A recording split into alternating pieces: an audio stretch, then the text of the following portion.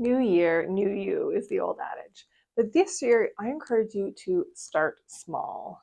My name is Dr. Robin Armstrong. I'm a chiropractor at Willowbrook Chiropractic. And today I want to talk to you about what my New Year's 2026 focus is going to be for my health. And I have a few of them.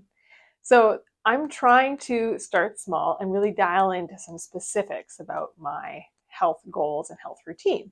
So the first one is exercise and strength training.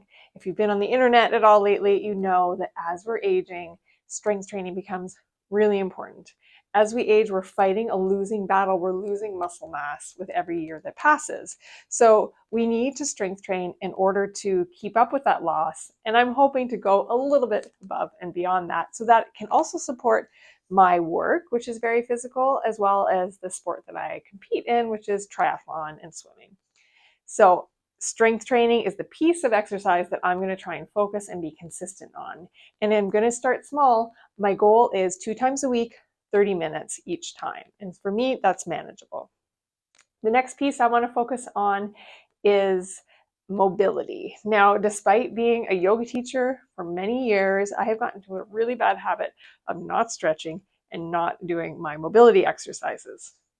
So I am going to tack that on to exercise that I already do. So after I run or after I do my weights or bike, I am going to do 5 minutes of mobility or stretching. That's it. I'm going to set my watch, 5 minutes, and do the mobility exercises that I know my body needs.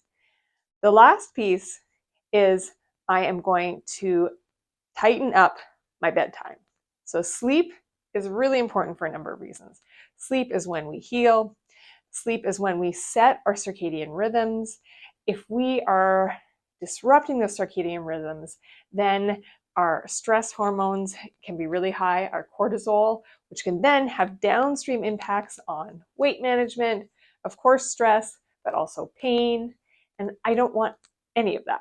So I'm going to try and stick to some set bedtimes, give or take 30 minutes, but try and get the amount of sleep that I need each day and at about the same time each day.